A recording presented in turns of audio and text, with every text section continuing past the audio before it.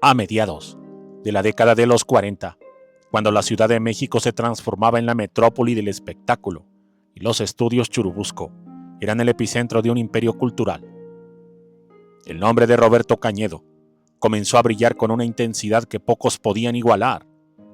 Poseedor de una apostura aristocrática y una voz que parecía diseñada para el romance, Cañedo no solo conquistaba a las audiencias, sino que tejía una red de influencias en los círculos más exclusivos de la ciudad mexicana. Su ambición, sin embargo, no se conformaba con los aplausos. Él buscaba la inmortalidad que solo el poder y el dinero pueden otorgar. Fue así como puso sus ojos en la familia más emblemática del país y una de las más adineradas. Me refiero a los Negrete. Sin más, ¡comenzamos!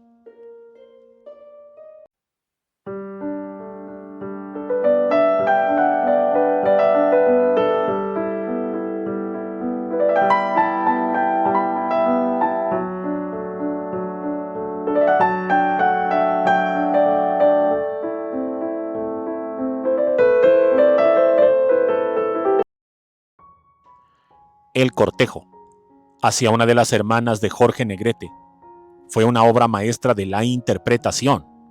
Cañedo se presentó como el hombre perfecto, el caballero que el charro cantor aceptaría para su estirpe.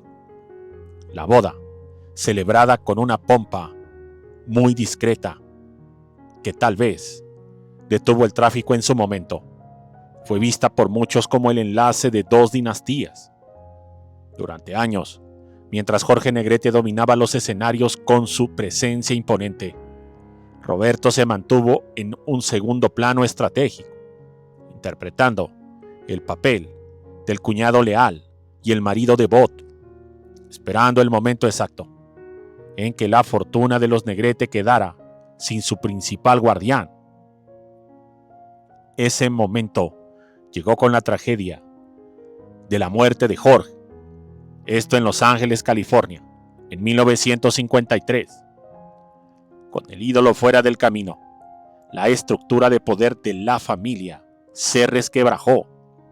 Las hermanas de Jorge, herederas de un patrimonio que incluían propiedades de lujo, cuentas bancarias alimentadas por años de giras mundiales y los derechos perpetuos de una imagen legendaria, se encontraron en una posición de vulnerabilidad absoluta.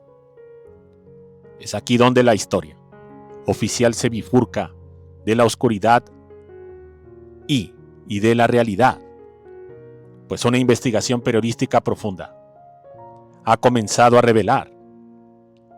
La transformación sugiere que Cañedo, consciente de que su propia carrera podría flaquear con el paso del tiempo, literalmente decidió, que la hermana tenía que morir para quedarse con la herencia. Una herencia que, como repetimos, era millonaria.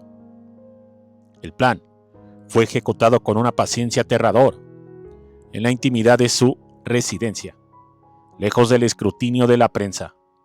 Roberto se afirma que comenzó a orquestar el declive físico de su esposa. No utilizó métodos violentos que pudieran atraer la atención de las autoridades. En su lugar, recurrió a la sutileza química. Se dice que comenzó a administrarle pequeñas dosis de veneno, un compuesto que en aquella época era difícil de detectar y cuyos síntomas, fatiga crónica y pérdida de apetito y confusión mental, podían confundirse fácilmente con el duelo profundo por la pérdida de su hermano Jorge. El diario de la investigación relata noches enteras en las que la salud de la hermana del charro cantor se deterioraba ante la mirada impasible de Cañedo. Él mismo se encargaba de prepararle tónicos y brebajes, asegurando a los pocos allegados que tenía acceso a la casa que ella se negaba a recibir atención médica extraña por su estado depresivo. Los empleados domésticos de la época, cuyas voces fueron silenciadas durante décadas por el miedo y el respeto a la figura del actor, han comenzado a hablar de preparaciones especiales que solo el señor Roberto podía manipular. Describen cómo la vitalidad de la mujer se esfumaba mientras el actor en público seguía interpretando el papel del esposo sufriente, ganándose la compasión de un México que lo veía como un santo varón. El veneno, suministrado gota a gota, fue minando la resistencia del heredero.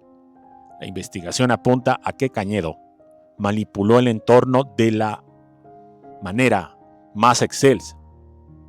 Cuando la muerte finalmente llegó, nadie sospechó de su crimen. No hubo autopsia detallada. El prestigio de la familia y la influencia de Cañedo en las altas esferas políticas y sociales facilitaron un certificado de defunción que hablaba de causas naturales. Sin embargo, el rastro del dinero cuenta una historia diferente. A los pocos días del sepelio, Roberto inició un movimiento masivo de activos. Las cuentas que alguna vez pertenecieron al charro cantor fueron transferidas, las propiedades vendidas o puestas a su nombre y los derechos de imagen del ídolo nacional comenzaron a alimentar la opulencia de un hombre que ahora vivía como un príncipe. Se sabe que ninguna autoridad investigó el tema, ninguna autoridad sospechó que el actor había urdido un plan magnífico para quedarse con la millonaria herencia de la hermana de Negrete. Se sabe que más adelante, las personas que trabajaron en su casa dando servicio de sirvienta y jardinero habrían afirmado que Roberto era un hombre muy estudiado, que tenía conocimientos pormenorizados y profundos de química y que sobre todo era un genio, pues él inventó una serie de aparatos que hasta la fecha algunos se siguen utilizando en la sociedad. Este relato de traición y avaricia presenta a un Roberto Cañedo que utilizó su talento actoral para cometer el asesinato más rentable de la historia del espectáculo. El galán que México amaba era, en la sombra de su mansión, un verdugo que envenenó la sangre de los Negrete para quedarse con un imperio que no le pertenecía.